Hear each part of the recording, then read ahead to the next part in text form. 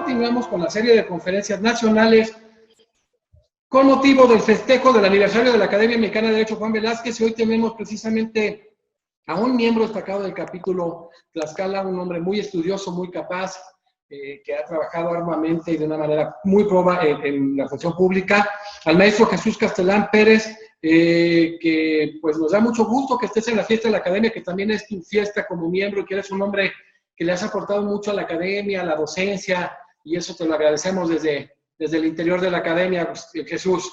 El placer es mío. Muchas gracias por la invitación. Muchas gracias por dejarme contribuir un poquito y por dejarme participar aquí con los jóvenes tlaxcaltecas y compartir un poco a nivel nacional e internacional. Así es, estamos sobre 150 conferencias cubriendo materialmente los 5 continentes. Ha sido un trabajo de la Academia titánico y hoy tenemos una excelente conferencia contigo. El maestro Gustavo Castelán Pérez es agente del Ministerio Público de la Federación con la especialidad en el Sistema Integral de Justicia Penal para Adolescentes. Especialización por parte del Instituto Nacional de Ciencias Penales en el denominado Programa Integral de Capacitación en Sistema Penal Acusatorio. Especialización en el Sistema Integral de Justicia Penal para Adolescentes por parte del Instituto de la Judicatura Federal. Especialización para agente del Ministerio Público con enfoque en el Sistema Integral de Justicia para Adolescentes por parte de la Fiscalía General de la República. Pues como ven ustedes, es miembro del Consejo Directivo del capítulo Tlaxcala de la Academia Mexicana de Derecho Juan Velázquez, un hombre muy estudioso, muy bien preparado, y reitero, este trabajo que lleva desde como Ministerio Público, como agente del Ministerio Público de la Federación, pues también lo hace compartiendo conocimientos con estudiantes y abogados de todo México, y también obviamente en especial con los de Tlaxcala. Muchísimas gracias, Jesús, de veras reitero, esa labor que has hecho es impresionante, y que bueno que pululara gente como tú, que se prodiga para tener y dedicarles estos espacios a generar nuevas generaciones de abogados. Bueno, pues el maestro Jesús Castelán Pérez abordará el tema delitos federales, su integración en el Sistema Integral de Justicia Penal para Adolescentes en México, y empezamos, Jesús, porque es un tema bastante complejo. ¿Cómo surge el Sistema de Justicia Penal de Adolescentes en el país? Como bien lo acaba de decir, es un tema bastante complejo, bastante novedoso, inclusive para nuestro país, hablando del sistema integral, ¿no? Teníamos leyes anteriores, leyes que manejaban y regulaban el sistema de adolescentes, pero bueno, desde el 2016 que tenemos la Ley Nacional del Sistema Integral de Justicia Penal para Adolescentes. Precisamente, bueno, obviamente esta ley, esta legislación surge, viene de los tratados internacionales de los cuales México forma parte ya ha ratificado, principalmente de la Declaración de los Derechos del Niño, sus antecedentes en el año de 1924 y 1959, su posterior aprobación por parte de la Asamblea General de la Convención sobre los Derechos del Niño de 1989, misma que fuera ratificada precisamente por el Estado mexicano en 1990. Es ahí donde surge otorgarle estos derechos y obligaciones precisamente a los jóvenes adolescentes, a las personas menores de edad. Sin embargo, ya como tal, esta nueva ley, este Sistema Integral de Justicia Penal para Adolescentes, pues viene a formar parte, obviamente, de esta estructura, de estas reformas a nivel penal que sufre nuestro país en el año 2008, que es cuando sufre las principales reformas constitucionales en materia penal, ¿no? Cuando se crea el Código Nacional de Procedimientos Penales. Obviamente, como lo dije, esta Ley Nacional del Sistema Integral de Justicia Penal para Adolescentes surge en el año 2016, es decir, todavía tuvieron que pasar 8 años a partir de que surgió el Código Nacional de Procedimientos Penales, a partir de que se dio un cambio drástico totalmente de nuestra legislación procedimental penal. Tuvieron que pasar 8 años para que se pudiera ajustar plenamente el sistema de adolescentes a un sistema acusatorio adversarial. Se tuvieron que dar también estas reformas en materia de derechos humanos constitucionales del 2011, si mal no recuerdo, y es ahí cuando cambia el hecho tutelar que hacía el Estado, que ejercía el Estado una tutela sobre los adolescentes, a entonces sí ser el Estado, ser la federación quien asuma, quien funja como protector de los derechos de las personas adolescentes. Esto es, anteriormente no se veía a los adolescentes como unos sujetos de derecho. Es hasta que se dan estos cambios que se sujeta nuestra legislación nacional, vuelve acorde a los tratados internacionales, principalmente en materia de derechos de niñas, niños y adolescentes, cuando entonces sí ya se sujetan la legislación nacional a los tratados internacionales. Y es entonces cuando surge este sistema integral de justicia penal para adolescentes, como ya lo mencioné, es del año 2016, cuando se da esta ley, se da en el marco precisamente de todas estas reformas en materia de justicia penal, ajustándose precisamente esta ley al Código Nacional de Procedimientos Penales. Sin embargo, cabe mencionar que esta ley nacional de sistema integral de justicia penal para adolescentes, en uno de su transitorio primero, si no mal recuerdo, es cuando otorga una vacatio legis, ¿no? Otorga estos 3 años para que tanto los estados como la federación, sus recursos humanos, recursos materiales, y poder aplicar ya con normalidad el sistema integral de justicia penal para adolescentes. Algunos estados pioneros, obviamente, en cuestiones de sistema penal acusatorio adversarial, como Oaxaca, como Sonora, como Chihuahua, pues fueron estados que implementaron desde un inicio este sistema integral de justicia penal para adolescentes. En materia federal, en materia que la cual me desenvuelvo como agente ministro público, empezó a partir de junio del año pasado, junio del año 2019, que fue cuando ya empezamos en cuestión de adolescentes detenidos que son puestos a nuestra disposición. Sin embargo, bueno, en cuanto al Poder Judicial de la Federación, aún a nivel federal, aún no están conociendo ellos de los asuntos. Inclusive nosotros en auxilio, en apoyo jurisdiccional, nosotros nos apoyamos de los órganos jurisdiccionales locales para poder implementar y para poder aplicar esta ley del Sistema Integral de Justicia Penal para adolescentes. Pero concretamente, ¿cómo surge el Sistema de Justicia Penal para adolescentes? Pues surge de la necesidad del Estado mexicano de incorporarse y de aceptar que los adolescentes, niñas, niños y adolescentes, llámese de 12 años a menores de 18 años, deben de ser sujetos de derechos y deben de ser punibles, responsables puniblemente, pero a su vez también tener obligaciones. Entonces, es ahí donde surge este sistema integral de justicia penal para adolescentes. Ya más adelante iremos viendo que hay que cambiarnos el chip totalmente.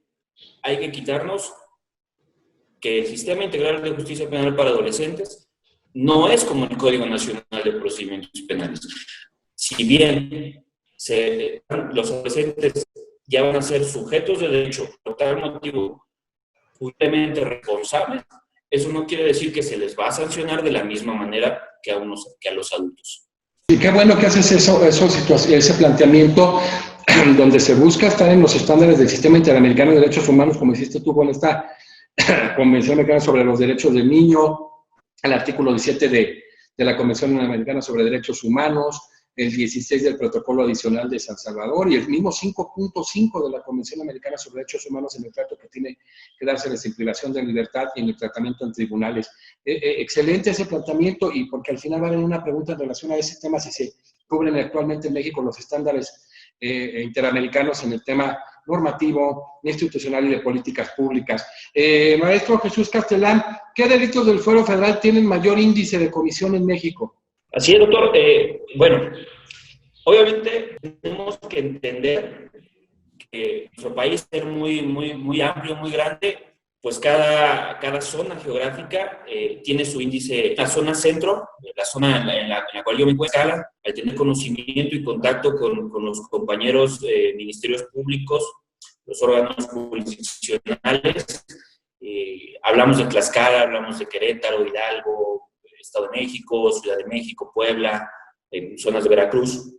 La principal índice delictivo en materia de adolescentes, en adultos inclusive, pero en adolescentes, portación de arma de fuego. La portación de arma de fuego es un índice delictivo amplio, el cual lacera gravemente la situación del país. ¿Por qué? Porque obviamente la aportación del arma de fuego va aparejada de delitos, robo, secuestro, violaciones, homicidios. Pero bueno, a nivel federal, nosotros lo que nos toca conocer pues es el delito de portación de arma de fuego. Otro delito que sufrió reformas y del cual ya conoce actualmente la Federación, del cual ya conocemos, es el robo de autotransporte del Servicio Público Federal, un delito que hasta hace año y medio era conocido, era por parte del Fuero Común, por parte de las procuradurías de cada uno de los estados. Sin embargo, bueno, a partir también de la reforma que se dio en materia federal, el Código Penal Federal, pues de igual manera es uno de los delitos por los cuales actualmente conocemos y que tiene un alto índice delictivo, ¿no? Todo este transporte de servicio de carga del transporte federal que se da en las principales vías Veracruz, Puebla, México, Hidalgo, Querétaro y de aquí para el norte, pues es también un delito que ha crecido. El llamado huachicol, la posesión ilícita de hidrocarburos, transporte de hidrocarburos, almacenamiento ilícito de hidrocarburos, pues también es uno de los delitos muy concurrentes y muy concurridos en esta zona del país. De ahí en fuera, bueno, Tlaxcala principalmente, pues tenemos el delito de la tala de árboles, del transporte de árboles. Tenemos aquí la Malinche, que es un área natural protegida, por lo cual también se da este índice delictivo a grandes escalas. Entonces, estos son los principales delitos del Fuero Federal por los cuales hay un alto índice de los adolescentes, ¿no? Cada vez vemos que es más común que los adolescentes precisamente, lo voy a llamar así, son utilizados por las bandas delincuenciales, por las organizaciones delictivas, pues precisamente para fungir y poder cometer estos delitos. Como le decía, el adolescente es detenido en la portación de un arma de fuego, ¿pero por qué? Porque iba a delinquir, iba a robar, iba en compañía de su familiar, iba en compañía del amigo mayor de edad, que es utilizado precisamente para llevar a cabo estos delitos, y bueno, el adolescente forma parte de ahí. Es ahí donde vamos a ver, como lo decía más adelante, pues esta diferenciación y poder separar entre los delitos que cometen los adultos y su sanción, y los delitos que cometen los adolescentes y su sanción, ¿no? Ya procedimentalmente será distinto, pero bueno, no están exentos a final de cuentas de responsabilidad los adolescentes. Jesús, ¿cómo se desarrolla la integración de la carpeta de investigación en materia de adolescentes?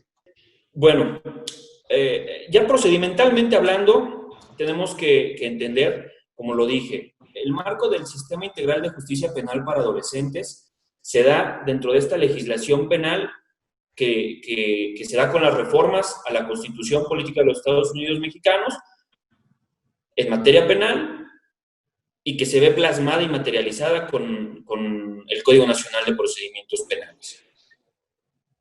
El Código Nacional de Procedimientos Penales es supletorio de la Ley Nacional del Sistema Integral de Justicia Penal para Adolescentes, porque esta ley de adolescentes pues, no va a contemplar procedimentalmente, paso a paso, cada una de las cuestiones que regulen la materia penal en el Estado mexicano. Por tanto, hay que irnos a lo más básico. Antes de integrar una carpeta de investigación, se tiene que dar la comisión del hecho que la ley señale como delito. Es ahí donde entra el primer respondiente, el llamado primer respondiente, policías municipales, policías estatales, hoy la Guardia Nacional, antes Policía Federal, Ejército Mexicano, y entre otros. Ahí debemos de entender la flagrancia. Es el primer punto. La flagrancia no lo establece como tal la Ley Nacional del Sistema Integral de Justicia Penal para Adolescentes. Nos tenemos que remitir al Código Nacional de Procedimientos Penales, su artículo 146, en sus dos fracciones y en los supuestos que maneje como flagrancia. Ahí tenemos que entender, no vamos a ahondar en ese tema, de la cuestión de la flagrancia. Vamos a situarnos en el primer respondiente.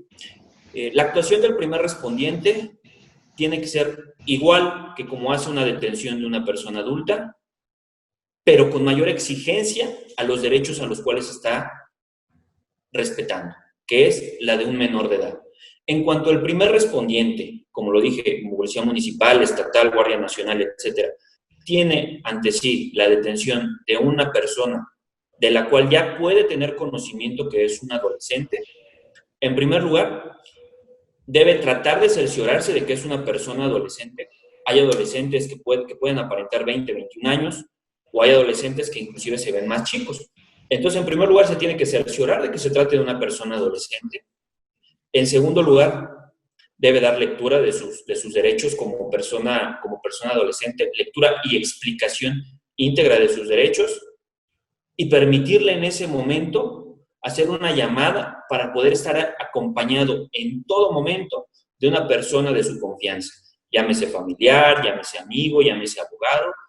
Tiene que permitirle de manera inmediata hacerse acompañar de una persona de su confianza. En caso de que no pueda comunicarse en ese momento, de inmediato el primer respondiente tiene que hacer el llamado a personal del DIF o de las procuradurías estatales o municipales de protección a los niños, niñas y adolescentes. Eso es vital y es importantísimo. ¿Por qué toco ese tema? Me parece que ese puede ser un tema por sí mismo de una plática, de un conversatorio, pero ¿por qué toco ese tema? Porque este tema le puede llegar precisamente a cualquier persona que se encuentre en esta situación, llámese primer respondiente, que desgraciadamente por las carencias propias de nuestro sistema de impartición y procuración de justicia, pues no tienen las capacitaciones adecuadas.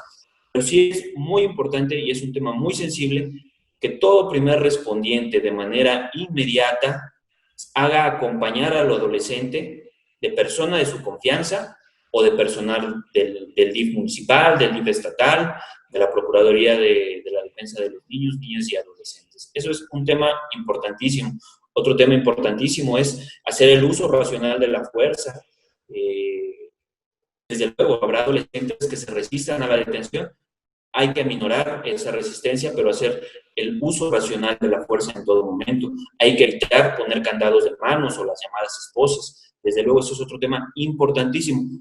¿Por qué comento esto? Porque nosotros, como agentes del Ministerio Público Federal o del Foro Común, en cuanto recibimos un parte informativo de puesta a disposición, un informe policial homologado, más allá de verificar, en primer lugar, si se cumple algún requisito de flagrancia, lo cual es básico y esencial, pero nosotros tenemos que verificar que en la detención se hayan respetado en todo momento estos derechos humanos de los adolescentes básicos, que es cerciorarse de la minoría de edad, hacerle de conocimiento los derechos, que se le permitiera al adolescente hacerse acompañar de persona de su confianza y que se haya usado el uso racional de la fuerza. Esas son cuestiones básicas que nosotros vamos a verificar en primer lugar en cuanto se tiene una puesta a disposición. Ahora bien, ya se tiene la puesta a disposición, se cumplen con estos requisitos básicos. ¿Qué hacemos nosotros? Verificar entonces sí que se cumple alguno de los supuestos de flagrancia. Como ya lo dije, la ley del Sistema Integral de Justicia Penal para Adolescentes nos remite al Código Nacional, verificamos los supuestos de flagrancia y a partir de ahí ya vamos a verificar qué hecho con apariencia de delito es el que se está verificando para poder determinar la situación jurídica del adolescente en ese momento. ¿Por qué digo esto? Aquí viene una gran diferencia ya entre el sistema de adultos del Código Nacional de Procedimientos Penales y el sistema de adolescentes.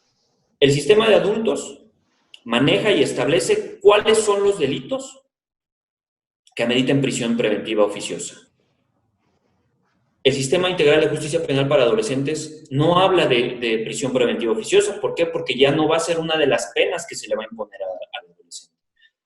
En ese sentido, la Ley Nacional del Sistema Integral de Justicia Penal para Adolescentes habla de delitos que puedan ameritar internamiento preventivo. Esa es una de las sanciones que es tanto medida cautelar como una sanción para el adolescente, el internamiento preventivo. Y únicamente y de manera exclusiva son pocos los delitos que ameritan prisión, que ameritan internamiento preventivo. En ese sentido, un adolescente que se ha puesto a disposición por un delito que no amerita internamiento preventivo, ni como medida cautelar, ni como sanción, no puede ser retenido por parte del agente del Ministerio Público. Es decir, será puesto de manera inmediata en libertad. Ese ya es un cambio radical totalmente con el sistema de adultos. En el sistema de adultos recibes al adulto, integras la carpeta de investigación y en tus 48 horas ya determinarás si lo pones a disposición del juez de control. Si es de prisión preventiva oficiosa, pues de manera obligatoria tendrás que ir a la audiencia inicial, a la audiencia de control de detención. Y si no es de prisión preventiva oficiosa, pues tienes el artículo 140 para poder dejar en libertad y con posterioridad hacer la citación correspondiente ante el órgano jurisdiccional. En materia de adolescentes, no. En materia de adolescentes solo hay de dos vías. Si es por delito que amerite internamiento preventivo, podrás retener. Pero si es por un delito que no amerita el internamiento preventivo, no retienes y de manera inmediata dejas en libertad. Calificas la detención, pero dejas en libertad. Obviamente, dejar esta libertad, pues involucra también que lo vas a entregar ante la persona que demuestre ser el padre, madre o tutor legalmente. Y en caso de que no se encuentre esa persona y no justifique ser madre, padre o tutor, se lo tendrás que entregar a personal del DIF estatal o de la Procuraduría de la Defensa del Niño, Niñas y Adolescentes. Eso es algo muy importante por parte de nosotros como agentes del Ministerio Público de la Federación. Ahora bien, otra gran diferencia. Dentro de los adolescentes hay los llamados grupos etarios. ¿Qué son los grupos etarios? Son 3 grupos etarios que maneja la ley de adolescentes. De 12 años a menores de 14 años, de 14 años a menores de 16 años y de 16 años a menores de 18 años. Son 3 grupos etarios. Nuestro primer grupo etario, de 12 a menos de 14 años, no pueden mantenerse retenidos y no se les puede privar de su libertad, no se les puede imponer el internamiento preventivo. Hayan cometido el delito que hayan cometido invariablemente. Dentro de los delitos de internamiento preventivo están los de secuestro, los de robo con violencia, los de portación de arma de fuego, por citar algunos. Bueno, pues un adolescente entre 12 años y menos de 14 años no puede ser sujeto de un internamiento preventivo y no puede ser sujeto de quedarse retenido en una agencia del Ministerio Público. Ahora bien, ¿qué hacemos nosotros en la integración de las carpetas de investigación? Aquí viene una cuestión muy interesante. Única y exclusivamente podemos conocer agentes del Ministerio Público, de la Federación o del fuero local especializados. Ese es otro tema fundamental en materia de adolescentes que establece inclusive la Constitución Política de los Estados Unidos Mexicanos en su artículo 18, párrafo quinto y párrafo sexto establecen los mecanismos que debe implementar el Estado y la Federación para garantizar los derechos de los adolescentes. Y uno de sus derechos muy importante es la especialización por parte de los actores que formamos parte del Sistema Integral de Justicia Penal para Adolescentes.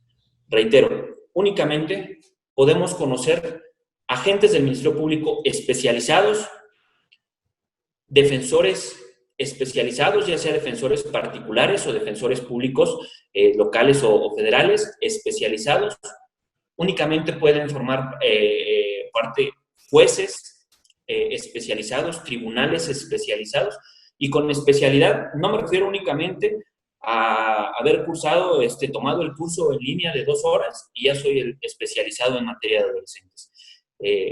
La normatividad exige que esta especialidad en adolescentes sea un curso bien establecido, bien constituido, con determinadas horas curso, tomadas por parte del agente, en este caso de nosotros, para poder entonces sí formar parte de este sistema de justicia penal para adolescentes. De ahí viene el sistema integral. Es un sistema que integra a todos los actores, a los agentes del Ministerio Público, a los elementos policiales encargados de la investigación, a los peritos que formen parte de la investigación, a los defensores que formen parte de la defensa de los adolescentes, a los jueces que en su momento conocerán en las audiencias iniciales de las causas penales que se formen con motivo de los delitos perpetrados por los adolescentes. Entonces, esta especialización, como gratamente lo leyó en el currículum, para yo poder formar parte del sistema integral tuve que tomar estas dos especializaciones por parte del Consejo de la Judicatura Federal y por parte de nuestra propia Fiscalía General de la República, que aquí en Tlaxcala, una compañera y a mí fuimos los elegidos para formar parte del sistema y poder conocer. Entonces, durante la integración, los actores que formamos parte del sistema integral, pues contamos con esta especialización. Si bien para las policías encargadas de la investigación y para los peritos esa especialización se disminuye, pero bueno, también tienen que poder justificar en su momento, contar con los conocimientos básicos y necesarios para poder conocer de un asunto de adolescentes. En ese sentido, una vez radicada la carpeta de investigación, se giran los oficios correspondientes de investigación a nuestras policías, a los peritos, para poder obtener los datos de prueba suficientes. Y es ahí cuando, si es el adolescente puesto a disposición del juez para un control de detención, aquí también hay una variante. En materia de adolescentes, se cuentan con 36 horas para hacer esta puesta a disposición ante el juez de control. En materia de adultos, lo sabemos que son 48 horas con las cuales contamos para poder poner a disposición a una persona adulta ante el juez de control o, en su caso, resolver su situación jurídica. En materia de adolescentes, el tiempo se disminuye, que son 36 horas. Inclusive la propia Ley Nacional de Adolescentes nos restringe y nos dice, bueno, no necesariamente tienes que acabarte tus 36 horas. Si antes puedes hacer esa puesta a disposición o resolver la situación jurídica, hazlo. ¿Qué busca el sistema integral? Busca aminorar el tiempo que la persona adolescente esté retenida o esté detenida ante las instancias de procuración de justicia y de impartición de justicia. ¿Por qué? Porque lo que busca es no generar un impacto negativo físico y mental en el adolescente. Entonces, nosotros contamos con 36 horas únicamente para poner a disposición del juez de control. Una vez que se hace esta puesta a disposición ante el juez de control, bueno, pues ya el juez de control señalará hora y fecha para poder llevar a cabo la audiencia de control de detención. Y otra cosa muy importante, no es una obligación por parte del Estado mexicano, por parte de los órganos de procuración de justicia, de llevar al adolescente ante el juez de control para una audiencia de control de detención. Nosotros, como órganos de procuración de justicia, debemos velar porque los asuntos que se vayan a control de detención sean los menos. Es decir, realmente llevar un asunto ante el juez de control para control de detención, pues realmente será porque hay una alta necesidad de cautela y porque no esté realmente garantizada la presencia del adolescente ante el juez de control en caso de que se le hiciera una citación. De ahí en fuera, nosotros tenemos la obligación de dejar en libertad al adolescente para minorar, como ya lo dije, ese impacto en su salud física y en su salud, sobre todo en su salud mental. Eso es algo muy importante, porque el Estado sí quiere sancionar, pero no quiere sancionar a costa de la propia salud física y mental del adolescente. Ahora bien, cuando se pone a disposición al adolescente del juez de control, se tiene que hacer todo un órgano de conocimientos que acompañe al adolescente. Es decir, al adolescente en la audiencia inicial lo va a acompañar un órgano multidisciplinario. Lo va a acompañar su defensor público federal o local especializado. Lo va a acompañar personal de la defensa de la Procuraduría de la Defensa de los Niños, Niñas y Adolescentes. Lo va a acompañar un psicólogo, un médico y un trabajador social. Y en caso de que el adolescente lo quiera, la persona de su confianza puede estar ahí con él. Este órgano multidisciplinario acompañará al adolescente durante toda la audiencia y ellos se encargarán de que el adolescente esté en condiciones de poder desarrollar esa audiencia. Hay que recordar que si bien una audiencia es muy técnica, jurídicamente hablando, una audiencia de control de detención, para un adulto, pues para un adolescente puede ser inentendible todo lo que esté sucediendo en esa audiencia. Entonces, este órgano multidisciplinario va a apoyar a ese adolescente a entender lo que está sucediendo y a velar precisamente por su salud física y por su salud mental, que es algo muy, muy importante. El desarrollo de la audiencia, la audiencia inicial es tal y como las audiencias para adultos, un control de la detención, una formulación de imputación, solicitud de vinculación a proceso, medidas cautelares e investigación complementaria. En cuanto a las medidas cautelares, repito, siempre se velará tanto por los órganos de procuración de justicia como por los órganos de impartición de justicia, los órganos jurisdiccionales, pues evitar poner o imponer el internamiento preventivo. Esa será la última ratio, se buscará que sea la menos lesible, entonces siempre se va a tratar de imponer cualquier otra que le pueda servir al adolescente. Y en cuanto a la investigación complementaria, aquí vemos también otra gran diferencia. Máximo pueden ser 3 meses de investigación complementaria en materia de adolescentes. En materia de adultos, recordemos que puede ser hasta 6 meses y realizarse las prórrogas que así lo crea necesario la defensa. Sin embargo, en materia de adolescentes únicamente son 3 meses de investigación complementaria y se puede hacer hasta una prórroga de investigación complementaria por un mes más.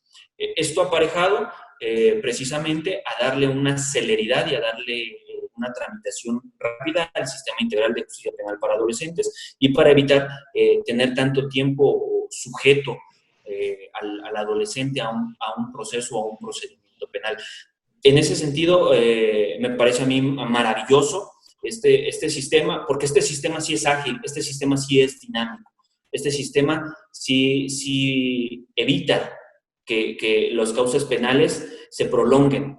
El sistema para adultos, si bien buscaba lo mismo, ese ya es una opinión personal, si bien el sistema para adultos buscaba lo mismo, hacer dinámico y hacer ágil la procuración de justicia, pues desde luego que hay causas penales que duran 1 año y medio, 2 años, ¿no? Y ahí están y no se resuelven.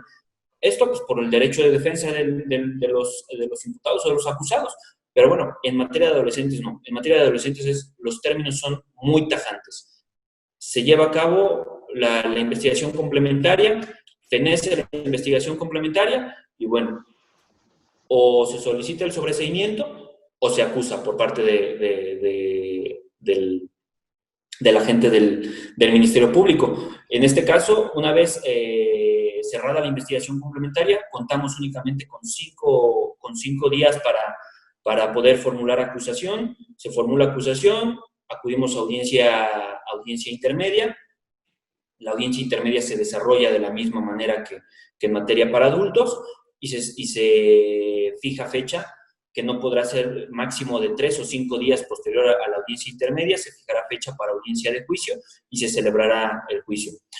Algo muy importante que se me estaba pasando es que las audiencias, uno de los principios del sistema penal acusatorio pues es precisamente la publicidad. En materia de adolescentes, este principio, en aras de proteger precisamente a los niños, niñas y adolescentes, este principio se ve limitado. Las audiencias, todas las audiencias que se celebran en materia de adolescentes son privadas, sin excepción alguna. Salvo que así lo decida el adolescente y permite el ingreso a público, principalmente familiares del propio adolescente, pues se podrá llevar a cabo una audiencia pública, pero también quedará a discreción del órgano jurisdiccional así permitirlo. Esto es algo muy interesante, ¿no? Porque parece ser que es uno de los principios básicos que establece inclusive el 20 constitucional, de los principios del sistema penal acusatorio, la publicidad, pues este principio se ve limitado precisamente en aras de proteger un derecho más importante que es el derecho de los niños, niñas y adolescentes. Entonces, todas las audiencias en materia de adolescentes serán privadas, no serán públicas. Se lleva a cabo la audiencia de debate. Si en la audiencia de juicio se emite fallo condenatorio, pues bueno, ya el juez de enjuiciamiento, distinto al juez de control, o el tribunal de enjuiciamiento, pues ya impondrá la sanción disciplinaria. Otra gran diferencia. Un delito de portación de arma de fuego de uso exclusivo que tiene una pena de 3 a 7 años, en materia de adolescentes, nos quitamos el chip de la pena de 3 a 7 años de prisión, no hay prisión. En materia de adolescentes se impondrán sanciones o medidas disciplinarias, muy diferente y totalmente diferente al sistema de adultos. Y estas medidas disciplinarias no pueden ser mayores a 5 años. 5 años. Entonces, eso es otro tema muy importante que debemos tomar en cuenta, otra gran diferencia. ¿Por qué sanción disciplinaria y por qué no pena privativa de libertad de 3 a 7 años o multa de 50 a 210 multas, como en el caso de la aportación de arma de fuego de uso exclusivo? Reitero, lo que busca el Sistema Integral de Justicia Penal para Adolescentes es sancionar, pero sancionar a un adolescente. ¿Sí? Lo que busca es lograr una reinserción y una reintegración socioeducativa. Las medidas de sanción o las medidas disciplinarias que va a tener un menor, un adolescente, van encaminadas principalmente a su educación, van encaminadas al deporte, van encaminadas a reinsertarlo a su núcleo familiar, si es posible, desde luego. ¿Sí? A eso va encaminada las medidas disciplinarias de un adolescente. A un adolescente se le va a realizar un plan de actividades plenamente detallado por parte de los centros de internamiento. El juez de ejecución va a pedir un plan detallado a los centros de internamiento para que el adolescente reciba su educación, para que el adolescente realice deporte, para que al adolescente, de acuerdo a su edad, pongámonos en un adolescente de 17 años y medio, reciba alguna capacitación laboral, algún curso laboral, algo que pueda desempeñar él acorde a su edad.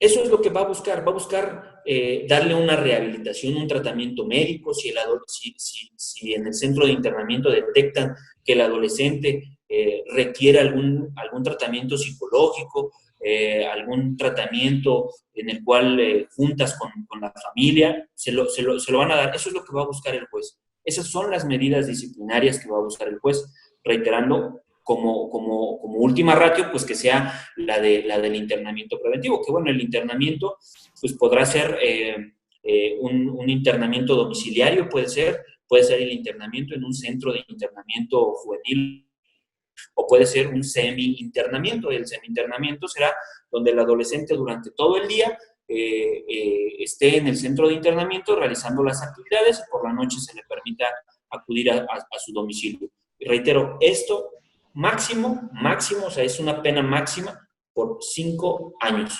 Diferencia total al sistema de adultos. Otra cuestión que quisiera tocar pues son las soluciones alternas. Sí las maneja, desde luego, la ley de adolescentes, maneja la suspensión condicional del proceso y el acuerdo reparatorio. Maneja únicamente estos dos, no maneja la terminación anticipada, no maneja el procedimiento abreviado. Este es un tema muy controvertido. Hay algunos órganos jurisdiccionales que están a favor del procedimiento abreviado, hay otros órganos jurisdiccionales que son un poco más estrictos en ese tema. Aquí en Tlaxcala están un poco más cerrados en cuanto al tema del procedimiento abreviado. No lo maneja la Ley Nacional del Sistema Integral de Justicia Penal para Adolescentes, no maneja el procedimiento abreviado. Precisamente en uno de los cursos que tomé por parte del Consejo de la Judicatura Federal, la especialización, un juez, no recuerdo si de Durango o de Sonora, pues nos manejaba que la finalidad del procedimiento abreviado es que el imputado acepte su responsabilidad, acepte la pena que le propone el Ministerio Público, que siempre va a ser menor a la pena que establece la ley, retomando la portación de arma de fuego, de 3 a 7 años. A los 3 años se les puede bajar hasta 1/3, es decir, se va a ir el imputado con 2 años y medio de pena, acepta su responsabilidad ante el juez y se acabó el asunto. De cierta forma nos lavamos todos las manos. Ahí acabó. En la materia de adolescentes no, repito, ¿por qué? Porque la finalidad es una finalidad, una reinserción socioeducativa, una reintegración socioeducativa del adolescente. Entonces, ¿cómo le vas a imponer una pena o, bueno, una sanción disciplinaria al adolescente en un procedimiento abreviado? Si el adolescente requiere 1 año para terminar su preparatoria, pues no le vas a decir, bueno, nada más 6 meses para que termines tu preparatoria. No, esa no es la finalidad del sistema integral. De ahí estriba el hecho de que en algunos órganos jurisdiccionales no estén de acuerdo en los procedimientos abreviados. Hay otros órganos jurisdiccionales, entiendo, donde hay una carga de trabajo bastante amplia, porque descongestiona el aparato penal en México, que es muy grande. Entonces, bueno, ahí ya hay sus matices entre quienes están de acuerdo en el procedimiento abreviado, quienes no estamos de acuerdo. Particularmente yo soy de los que no está de acuerdo en el procedimiento abreviado. Hasta ahora en los asuntos aquí en Tlaxcala, a nivel federal, no hemos celebrado procedimiento abreviado alguno en materia de adolescentes. Entonces, eso es básico, así como se desarrolla la integración de las carpetas de investigación en materia de adolescentes. Como lo vimos, de manera genérica, parecería que es el mismo sistema que para un imputado adulto, pero bueno, en sus particularidades ya vimos que los derechos se amplían, pero que la finalidad es otra. La finalidad punitiva del Estado aquí no es castigar, aquí es reinsertar. Obviamente, sin dejar de lado la reparación del daño siempre todo asunto que se ventile en materia de adolescentes también se debe garantizar la reparación del daño a la víctima. No está por encima los derechos de los adolescentes imputados, no están por encima sus derechos que por encima de los derechos de toda víctima. Eso quiero dejarlo muy en claro, pero sí, definitivamente, como lo pude explicar a grandes rasgos, ya de manera muy particular, sí es muy diferente la integración de una carpeta de investigación y de una causa penal en materia de adolescentes que la integración de las carpetas de investigación en tratándose de adultos. Perfecto. Qué bueno que haces esas alusiones, por ejemplo, en el tema de la reorientación educativa, porque incluso una de las sentencias de la Corte Interamericana básicas en estos temas también es la del Instituto de Reeducación del Menor contra Paraguay, y que haces alusión a esto, lo que señalas, ese principio de especificidad, cómo genera que el tema de la publicidad cambie, el principio de publicidad cambie en el tema en la cuestión de menores, que surge de las opiniones consultivas 17 y 18, o sea, un trato, ver al menor como parte de un grupo vulnerable, ¿no? Y entonces, de verdad, este proceso de capacitación y la exigencia que se tiene para formar operadores como tú es clave. Yo creo que debería ser el mismo proceso para otras materias en el tema del desarrollo de las asociaciones de sociología urbana y la tendencia hacia la especialización. Para cerrar por los tiempos, maestro Jesús Castellán Pérez, vamos a vincular un par de preguntas, que es, nos den tus conclusiones en relación al tema y desde tu formación, tu perspectiva en la función como agente del Ministerio Público Federal y en todo este proceso de especialización que has llevado tú académicamente, ¿cuáles son los retos que afronta el sistema integral de justicia penal para adolescentes en México? Importantísima e interesante pregunta, doctor. ¿Cuáles son los retos que afronta nuestro sistema de adolescentes en el Estado mexicano? El principal reto es la infraestructura, por principio de cuentas. La infraestructura y la cultura que tenemos nosotros. Recuerdo yo, cuando yo ingresé a la Fiscalía General de la República, pues desde luego continuábamos con la integración y la aplicación del sistema llamado inquisitivo mixto. Me tocó a mí hacer este cambio en el estado de Tlaxcala a finales de 2015, fue cuando se implementó el sistema penal acusatorio adversarial. Y nos decían, vino personal de INACIPE aquí a Tlaxcala, personal de la propia Fiscalía, nos decían, cambia el chip, es un cambio de paradigma, ¿no? Esta cuestión de integra una averiguación previa para llevar al imputado ante el juez y que te libre la orden de aprehensión y que se mantenga detenido o que le libren la orden de aprehensión para que vayan por él y lo metan a la cárcel, cámbiate el chip en el sistema penal acusatorio. No es la finalidad. La finalidad es integrar la carpeta. Si puedes dejar en libertad a la persona, déjala en libertad. Obviamente, siempre y cuando se cumplan los requisitos del 140 del Código Nacional de Procedimientos Penales, déjalo en libertad, cítalo. La intención es que en un momento dado la persona se reintegre a la sociedad. Eso era lo que nos decían. Bueno, en materia de adolescentes es cámbiate el chip, pero por dos. Si ya te cambiaste el chip del sistema inquisitivo mixto al sistema penal acusatorio, ahora cámbiate el chip del sistema penal acusatorio al sistema integral de justicia penal para adolescentes. Reitero, ¿por qué? Porque el sistema es garantista, el sistema es protector del adolescente. Lo acaba de decir perfectamente, doctor. Es ver al adolescente como un sujeto de derecho, pero un sujeto de derecho vulnerable, que te tengo que proteger. Te voy a hacer responsable, sí, pero te tengo que proteger. ¿Por qué? Porque tú como adolescente no quiero que cuando crezcas sigas en esa tendencia delictiva. No.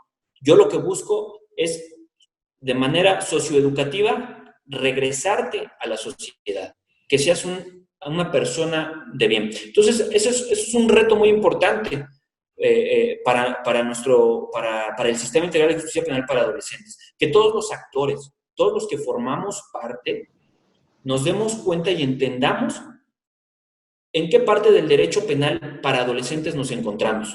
No nos encontramos en un derecho estrictamente punitivo y punible, en donde queramos ver al adolescente, si bien no tras las rejas. ¿Por qué? Porque el adolescente, otro de sus derechos precisamente es a estar en un lugar distinto al de los adultos, es decir, no va a estar en la misma celda que un adulto o en la misma prisión que un adulto, él va a estar en un centro de internamiento. No buscamos eso dentro del sistema integral de justicia penal para adolescentes. Hay que quitarnos ese chip, y eso nos toca quitárnoslo a nosotros como ministerios públicos de la Federación. Eso se lo tienen que quitar los defensores particulares o los defensores de oficio que lleven estos asuntos, realmente velar por esa tutela de los adolescentes. Se lo tienen que quitar los elementos apresores, los primeros respondientes. Los primeros respondientes se tienen que quitar de la cara que cuando están ante la detención de un adolescente, no están ante la detención de un adulto. No van a actuar de la misma manera. ¿Sí? Tiene que quitarse eso, y tiene que quitarse eso en los órganos jurisdiccionales. Los órganos jurisdiccionales también tienen que quitarse de la mente que están ante un adolescente y ponerse, nos decían, hay que ser empáticos. Tenemos que ponernos en los zapatos del adolescente, ponernos en los zapatos del otro y entender que el adolescente está ahí. Es decir, el adolescente poseyó drogas, el adolescente portó un arma, el adolescente hizo esto, pero porque trae algo atrás. Eso es lo que tenemos que ver. ¿Qué lo orilló? ¿Qué lo motivó a? ¿Sí? Sin olvidarnos de la sanción, como ya lo dije, pero sí ver todo esto atrás. Y definitivamente el otro reto, como lo dije, pues es la infraestructura. Desgraciadamente, si nuestra infraestructura para adultos en cuanto a sistemas penitenciarios, pues deja mucho que desear, va mejorando día a día, pues en materia de adolescentes, pues está peor, ¿no? Hay pocos centros de internamiento, las condiciones en las agencias del Ministerio Público, pues no están al 100% dadas para tener retenido ahí a los adolescentes. Los órganos jurisdiccionales no tienen tampoco las áreas indispensables para los adolescentes. Entonces, ese es otro de los grandes retos, ¿no? Uno, entender lo que es el sistema integral de justicia penal para adolescentes, su finalidad. Eso es entender su finalidad. Y dos, la infraestructura con la cual tenemos en México. Y bueno, como conclusión, en primer lugar, nuevamente agradecerle, doctor, la invitación, una felicitación a la Academia Mexicana de Derecho por su aniversario. Y concluyo que en México los actores que formamos parte del sistema penal en México de manera general, repito, abogados postulantes, defensores de oficio, agentes del Ministerio Público, maestros de derecho, académicos de derecho, escritores, órganos jurisdiccionales, todos debemos de velar por la correcta impartición de las leyes. Desde luego, partimos de ahí. Las leyes ya están. Algunos nos toca opinar sobre las legislaciones, sobre lo que tenemos, sobre las codificaciones. Ya las tenemos. Nos toca a nosotros aplicarlas y aplicarlas correctamente. En este caso, aplicarlas correctamente en materia de adolescentes. ¿Por qué? Porque si las aplicamos correctamente en materia de adolescentes, estoy seguro que un adolescente que delinquió, aplicando correctamente la legislación en materia de adolescentes, es un adolescente menos que en un futuro como adulto va a delinquir. Eso sería mi conclusión, doctor. Excelente. La verdad me da mucho gusto ver el conocimiento que tienes pues, de la normatividad a nivel nacional y de los conocimientos que tienes en el estándar interamericano de derechos humanos por este sistema, porque abordaste completamente esa opinión consultiva a las 7:18, pero sobre todo a las 17, cuando refieres, bueno, está el interés superior del menor, la protección y defensa integral del menor, cuando hablas de los menores como sujetos de derecho y la especificidad, o sea, cómo incluso se transforma un sistema, aunque hay un sistema acusatorio, termina convirtiéndose en un sistema inquisitorio, porque debe ser el juez un pretendiente en este sentido, y todos los operadores deben poner especial atención, y la verdad me agrada mucho, pues, que haya gente joven tan capaz como tú en estos cargos, y nos hace ver un México mejor. De verdad, maestro Gustavo Castelán Pérez, como miembro de este capítulo, Tlaxcala nos da mucho orgullo. Eres un hombre muy talentoso, un joven que le aporta mucho al capítulo, pero que le aporta mucho a los jóvenes. Y te lo quiero reiterar, porque para mí eres un ejemplo dentro de la academia. De verdad te lo digo de corazón. Y nos da un orgullo que pertenezcas a las estructuras de un organismo netamente académico, de un organismo que lucra cero, como nos hemos reiterado.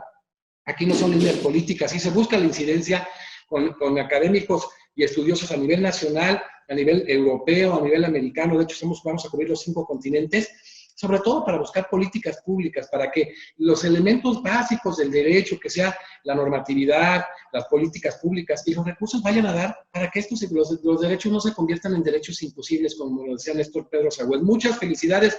Gracias por estar en la fiesta de la Academia Mexicana de Derecho Juan Velázquez y felicidades porque es también tu fiesta, eres miembro de esta academia. Es una fiesta de todos. Muchísimas gracias. Felicidades y pues hoy cerramos una conferencia nacional más con el maestro Gustavo Castelán Pérez, miembro de la estructura del capítulo Tlaxcala de la Academia Mexicana de Derecho Juan Velázquez, con el tema delitos federales, su integración en el sistema integral de justicia penal para adolescentes en México. Nos despedimos y continuamos el día de la mañana con otra conferencia nacional. Muchas gracias.